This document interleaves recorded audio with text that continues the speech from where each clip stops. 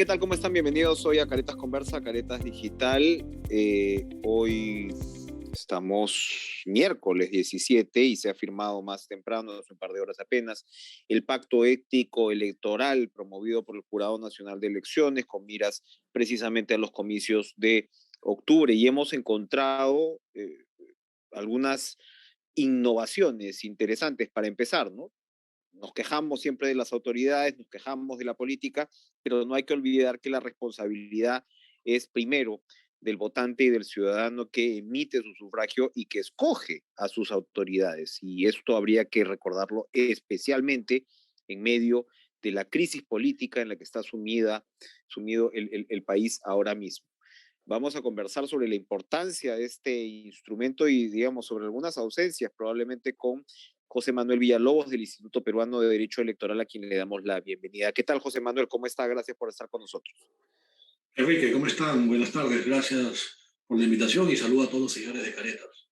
Gracias. El pacto tiene algunas innovaciones, como escuchábamos más temprano, entre otras, que yo creo que es lo que le interesa mucho a la ciudadanía, porque buena parte de la vida política ahora se desarrolla en esa esfera, es todo lo que tiene que ver con la conducta en redes sociales, ¿no? Porque a veces tienes una proliferación, ¿no?, de trolls con los que los candidatos supuestamente no se asocian, pero, oh, qué extraño, cuando, digamos, un actor político ya no tiene el poder del caso, desaparecen los trolls, o cuando un candidato ya no tiene esa condición, también desaparecen esos trolls.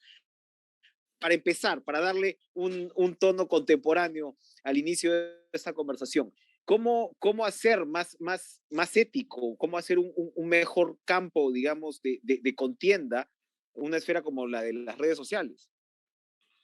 Bueno, primero hay que partir de explicándole a los seguidores que nuestra legislación electoral y en general nuestra legislación no está preparada para toda la actividad que hay en redes sociales, para los Uh fake -huh. news, ¿no? Las noticias falsas, y sobre todo ahora en campaña no está preparada para los ataques venenos o las campañas veneno de desprestigio a los candidatos, porque a través del anonimato se utilizan trolls que son ejércitos de troll y empiezan Uh a -huh. bombardear las redes con información falsa o negativa o haciendo contracampaña, y entonces no se puede detectar quién es el infractor, y además que no hay un marco legal, como decían, para sancionarlo, ¿no?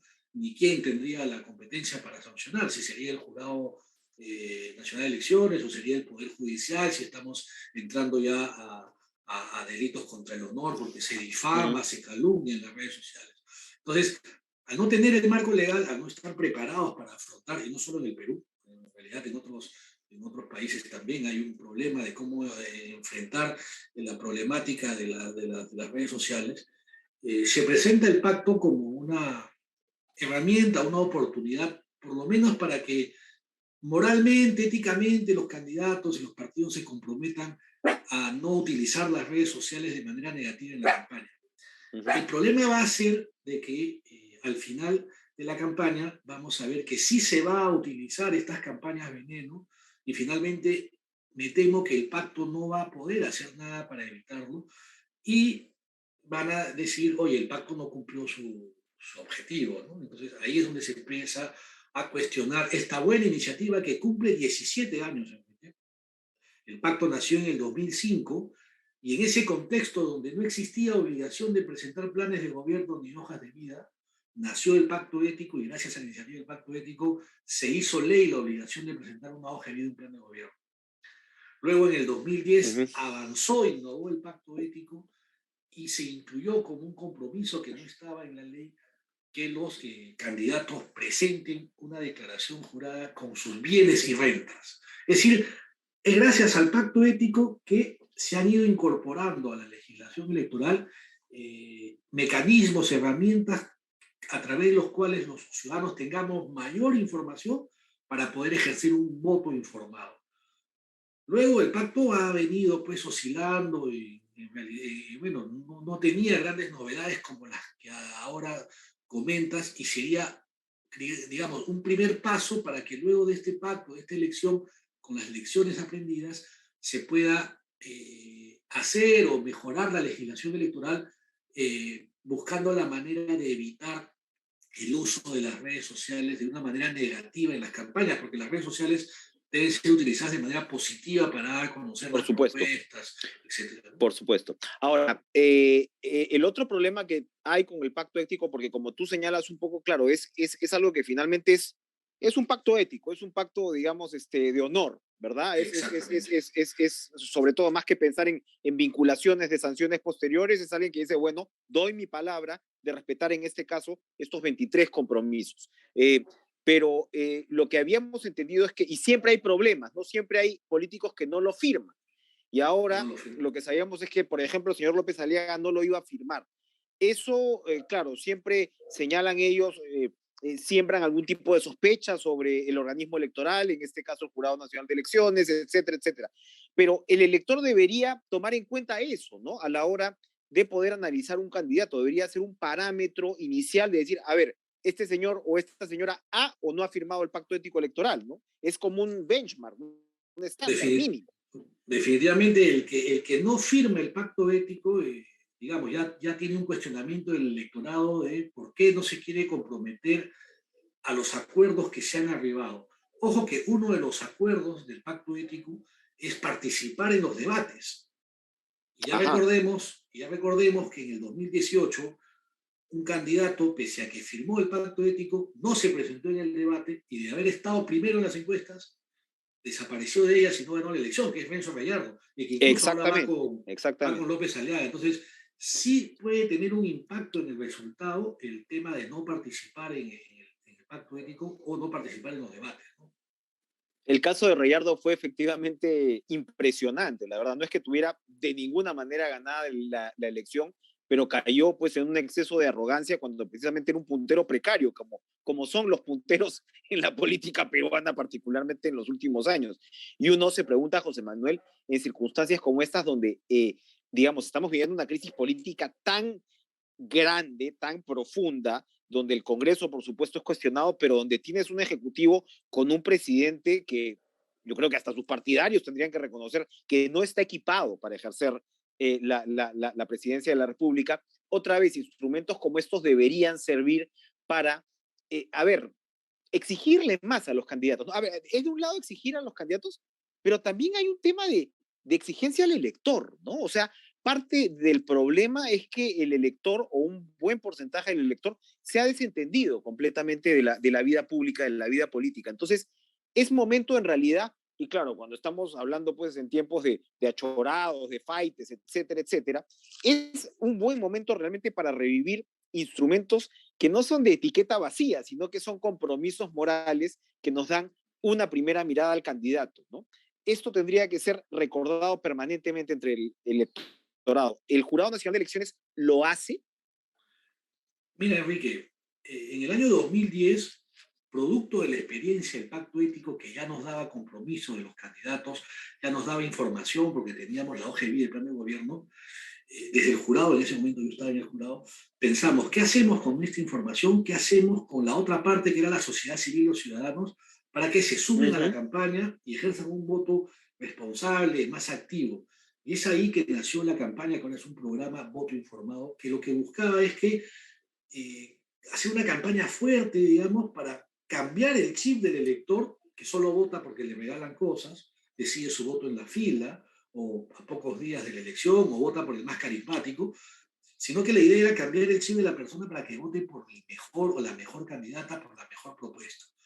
Creo que eso el jurado a lo largo de los años lo ha debilitado, digamos, ¿no? Ya no hay esa gran campaña del voto informado que debería ser la bandera del jurado, porque, digamos, no vamos a cambiar con el pacto ético a los candidatos, más allá de que lo firmen, los partidos y los candidatos tienen ya una forma de ser, además que es imposible, ¿no? Digamos que hayan campañas, pues, compañero blanco. Tú sabes muy bien que las campañas Claro. No, no, por supuesto, por supuesto, claro, siempre van a haber ataques claro. y el pacto no lo va a poder No, no, no evitar. vamos a Entonces, convertir la política en un convento o en una biblioteca, claramente, ¿no? exactamente, Eso podemos es tener ingenuo algunos también, ¿no? parámetros, digamos, pero Sí. Uh entonces -huh. a donde debería apuntar no solo el jurado, sino las organizaciones de la sociedad civil que trabajan temas de participación política, es en crear una cultura electoral en el electorado, en el sentido de Uh que -huh. aprendamos a elegir, aprendamos a votar. Y creo que el pacto es una buena iniciativa, pero no es suficiente si no va acompañada de una campaña comunicativo-educacional que logre pues, ir cambiando sobre todo la decisión del voto, ¿no? Que en el Perú, como decía Manolo Echegaray, que era un publicista, en el Perú el voto es visceral, ¿no? Uno vota con Ujú, el ujú, estómago ujú, porque el candidato aprovecha el hambre de los sectores populares pobres, vota con el hígado, porque hay electores que votan molestos, porque ya están hartos, ¿no? O votan con el ujú, corazón porque les da pena el candidato, les parece muy simpático, habla bonito. Entonces, no se vota con la ujú. razón, sino se vota con Con el otros cerebro, elementos. claro. ¿No? Y debería ser un voto más Así es, a cerebral, más ver si pensado. cambiamos de más racional, deberíamos cambiar un poco de órgano, ¿no? En todo caso, para aprender a votar. Y para terminar, José Manuel, a ver, por supuesto la atención, lamentablemente es así, parte de nuestro centralismo en los medios limeños, redundantemente la alcaldía de Lima se lleva buena parte de esa atención, pero la política en las regiones también en buena medida hay algunos ejemplos, por supuesto, loables, pero en otros casos es lamentablemente un tumor que ha hecho metástasis. Un poco lo que estamos viviendo ahora mismo desde el Ejecutivo Central es una suerte de reproducción de una mala política regional. ¿El pacto ético electoral compromete también a los candidatos a los gobiernos regionales? Sí, lo que pasa es que sería muy ambicioso y difícil de concretar un pacto que abarque a todos los ámbitos que están en Uh competencia, que -huh, son los 25 gobiernos regionales, pero son los 196 municipios provinciales y más de 1.600 municipios distritales. En realidad hay más de 70.000 candidatos, entonces el jurado uh no -huh. tendría la capacidad operativa para hacer un pacto de todos. Porque se hace un seguimiento a cada uno del que hace el pacto y se le advierte cuando lo está Sí. violando, ¿no?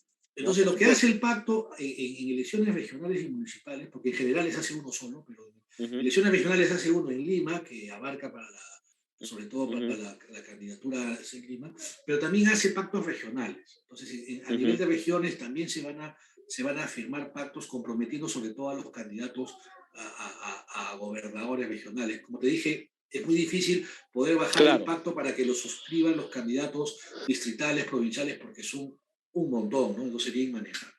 Lo que Pero sí, ya es bastante si tiene algún tipo de efectividad entre los candidatos a los regionales, porque allí lo que vemos, José Manuel, no es solamente permanentes investigaciones e incluso sentencias y vacancias por corrupción y demás, sino también este escenario de la chaveta, donde apenas sube el gobernador regional, su número 2 está listo a meter cuchillo, ¿no? O sea, son unas relaciones políticas realmente cuasi salvajes en algunos casos. Entonces, serviría también incorporar esos compromisos, a ver, de lealtad mínima, pues, a una plataforma, ¿no? sí, ahora, no solo eso pasa en el ámbito regional, en las municipalidades el teniente alcalde empieza la gestión Claro. y es el primero en ponerle zancadillas al alcalde porque quiere sucederlo en el cargo y eso pasa también en el gobierno regional. Lo que yo sí quería acotar era algo que ayer participé en una reunión con la Contraloría General, invitado por el Contralor, porque recordemos que para esta elección el Congreso aprobó una norma para que todos los candidatos, los 70.000 candidatos y un poco más, presenten la declaración jurada de intereses preventiva. Uh -huh, Sin uh -huh. embargo, en la ley no existe una sanción para los candidatos que no vayan a presentar esta declaración jurada de intereses. La Contraloría ha elaborado una plataforma que va a permitir que los candidatos llenen esta declaración jurada del 11 de agosto hasta el 2 de septiembre.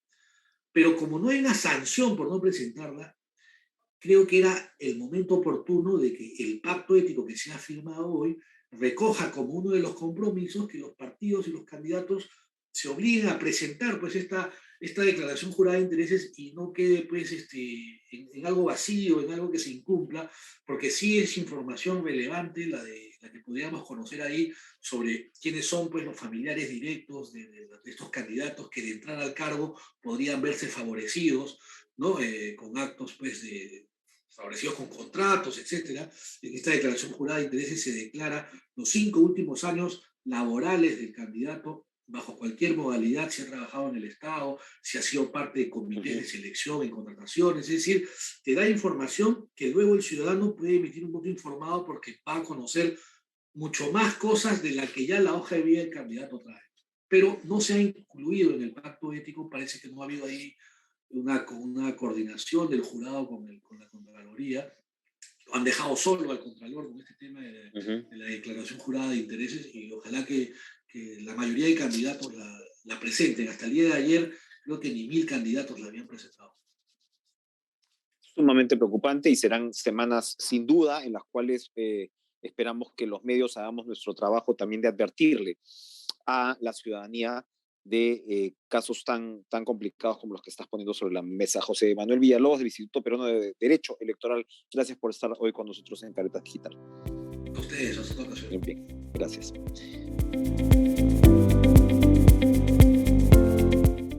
¿Qué tal? ¿Qué tal? ¿Cómo están? Seguimos aquí en Caretas Digital con nuestro bloque Caretas Electoral, con miras a las importantes elecciones regionales y municipales de octubre. Un distrito importantísimo para Lima por lo que representa, por no solamente de manera histórica, desde una perspectiva de lo que siempre se ha llamado la mesocracia limeña, un distrito desde el cual confluye y de alguna manera pues es una suerte de punto conector, ¿no? de la gran ciudad, con gran movimiento comercial, como repito, con historia, con importante presencia de vecinos, de áreas verdes, etcétera, etcétera, de comercio, qué duda cabe, es Jesús María.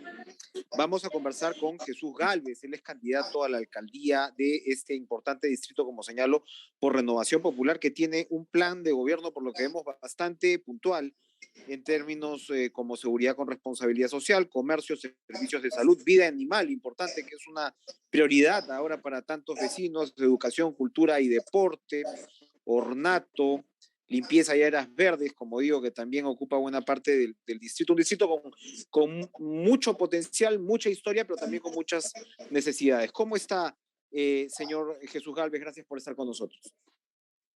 Bueno, yo muy agradecido de verdad por la oportunidad, porque este es un medio súper importante que nos permite llegar al vecino golondrino, al vecino que no vive en Jesús María, pero que viene a votar el día de las elecciones, ¿no?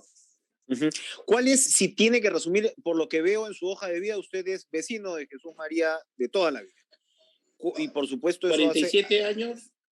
47 años y tiene ya experiencia como regidor. Me imagino que tiene las prioridades muy claras. Si tiene que resumir su propuesta de gobierno para el distrito, ¿cuál es esta? Seguridad, salud y sobre todo devolverle a Jesús María los servicios y la calidad de vida que el vecino desea. ¿Dónde se ha quedado corto el distrito? ¿Por qué no tiene la calidad de vida que el vecino demanda? A ver, nosotros para elaborar nuestro plan de trabajo, ¿no?, hemos tenido que recorrer las 9 zonas de Jesús María. La primera problemática que refleja todo el vecino es la inseguridad. La inseguridad no es solamente un problema de Jesús María, es un problema nacional. Y por ende, la primera acción que tendremos que hacer nosotros es buscar el nexo con el ministro del Interior para implementar una nueva comisaría, ya que la cantidad de habitantes en el distrito sobrepasa los 100.000 habitantes y la cantidad de efectivos no nos permite tener una seguridad adecuada porque no podemos realizar... ¿Cuántos son ahora mismo los habitantes, perdón? ¿Cuántos son los habitantes de Jesús María? Estamos bordeando ya más de 100.000 habitantes en el distrito de Jesús María. ¿Y cuántas comisarías? Tenemos solamente una comisaría en el distrito. Solo una. A diferencia de, por ejemplo, San Borja, Miraflores, Isidro, que cuentan con 2 comisarías, ¿no? A más, por ejemplo, ¿no? Yo he estado trabajando en el distrito de Lurín y contamos con 3 comisarías. He sido gerente de seguridad ciudadana en Santo Domingo. Entonces, Jesús María, para la densidad poblacional, amerita tener un incremento de policías o la implementación o creación de una nueva comisaría. Pero ahí no está el foco del problema. El problema es Jesús María, que por ejemplo las autoridades anteriores se van a Israel a capacitarse. ¿De qué me sirve a mí que se capacite el alcalde, el gerente de seguridad ciudadana o el comisario, si al que tenemos que capacitar es al sereno? El sereno es el que está en contacto a diario con nuestros vecinos.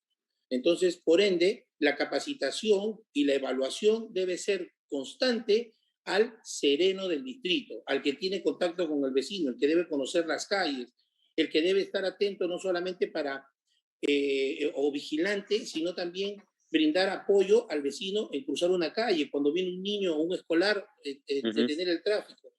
Lamentablemente los serenos han sido utilizados como un holograma en Jesús María. Y lo que nosotros tenemos que devolverle al vecino es la seguridad ciudadana con responsabilidad social. Es lo que debe existir en todo distrito de Lima Metropolitana. Lamentablemente Jesús María, así como tiene estos puntos a favor que señalaba yo, tiene problemas y hay zonas que son bastante complicadas en materia precisamente de seguridad. Me imagino que habría que actuar focalizadamente sobre esas zonas. ¿Cuáles son las prioridades? ¿Cuáles son las zonas más calientes de Jesús María? Las 9 zonas de Jesús María determinan un tipo de seguridad distinto. Yo no puedo aplicar la misma medida de seguridad en el damero comercial que en la residencial San Felipe. Para eso la autoridad tiene que conocer, como conozco mi distrito, como la palma de mi mano. Por ejemplo, la residencial San Felipe te depara sereno caminante, scooters, caninos, patrullaje en bicicleta, ¿no? Y patrullaje integrado en la zona externa, donde tenemos el centro comercial, donde tenemos Pershing, donde tenemos Gregorio Escobedo, ¿no? Porque tenemos que tener también un módulo de acción rápida con Policía Nacional. Recordemos que el policía es el que interviene o el que allana una casa. Nosotros no podemos hacerle creer, perdóneme que te lo diga, nos están faltando el respeto, haciéndonos creer que el serenazgo se puede convertir en un grupo terna. Perdónenme, yo les hablo a mis vecinos con claridad, como habla Rafael López Aliaga, que no nos falten el respeto con propuestas que no son reales, ¿no? Por ejemplo, hay un candidato que dirige la publicidad en mi distrito con un muñequito que hace oyuque y jame, jame, ja. Así vamos a controlar la inseguridad en Lima Metropolitana con muñequitos que van a aparecer cuando salen los delincuentes. Las propuestas tienen que ser claras. Este es tomar un trabajo a conciencia. Como en Lima vienen planificando erradicar los puntos de venta de celulares que vienen manchados con sangre. Entonces, hace muchos años o sea, en este gobierno hemos pasado por 7 ministros, perdónenme. Y los ministros no han hecho absolutamente nada. La situación del país se encuentra así porque no hay principio de autoridad. Entonces, lo que tenemos que hacer primero es erradicar los focos donde se venden artículos robados. ¿No? Hay celulares que se venden que han tenido hasta un muerto encima. Por supuesto. Se siguen desmantelando camionetas. ¿Están identificados esos puntos en Jesús María, por ejemplo, de ventas de artículos robados como celulares? ¿Están identificados y no se están desmantelando? En Jesús María no tenemos el problema del punto de venta. El problema que tenemos en Jesús María es que es un punto, por ser un distrito de alto tránsito, el raqueteo, que es el robo en secuencia. Entonces, lo que nosotros tenemos que hacer es trabajar de manera coordinada. El alcalde es la cabeza del CODICET. El alcalde es el que lidera la seguridad del distrito. Entonces, el alcalde lo que tiene que hacer es un trabajo coordinado. Policía Nacional, sus seneros capacitados, juntas vecinales, comerciantes, ¿no? Y el vecino de a pie. Eso es lo que tenemos que hacer. La única forma de que Jesús María esté seguro es que tenga liderazgo y principio de autoridad. Ahora, también se necesita presupuesto. Yo lo que le quería preguntar es cómo va la recaudación en Jesús María. Entiendo que, de todas maneras, a pesar de ser un distrito con esta importancia, es lo que llamaríamos en otros tiempos un típico distrito de clase media, ¿no? Tiene también problemas de recaudación y con puntos tan entrañables como los que usted ha referido, como la residencial San Felipe, que es en realidad un gran laboratorio social que tan buenos recuerdos guarda para tantos que han vivido allí. Pero, ¿cómo va la recaudación y cómo piensa usted hacer conjugar esto con las obras que se puedan hacer? Bueno, te quiero comentar que Jesús María es el segundo distrito con puntualidad en recaudación. El 85% de mis vecinos pagan sus impuestos, existe una cultura de pago y es por ello el compromiso como autoridad del distrito en que tengo que brindarles un mejor servicio.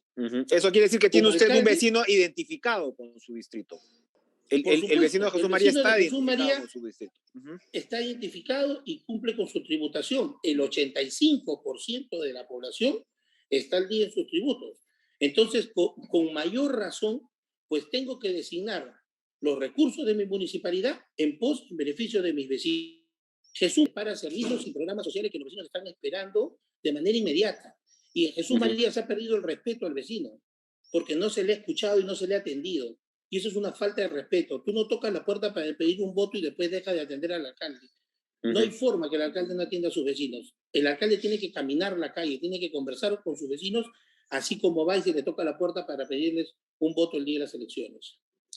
¿Qué pasa con el tema de la zonificación? Que también es, por supuesto, hay una presión de las inmobiliarias, se entiende de otro lado que la ciudad crezca para arriba, pero como es lógico también los vecinos defienden en muchos puntos de la ciudad que la zonificación se conserve de una manera razonable. ¿Cómo está Jesús María al respecto? En el tema de desarrollo urbanístico de Jesús María, yo te quiero contar, Jesús María es un distrito muy atractivo para las inmobiliarias.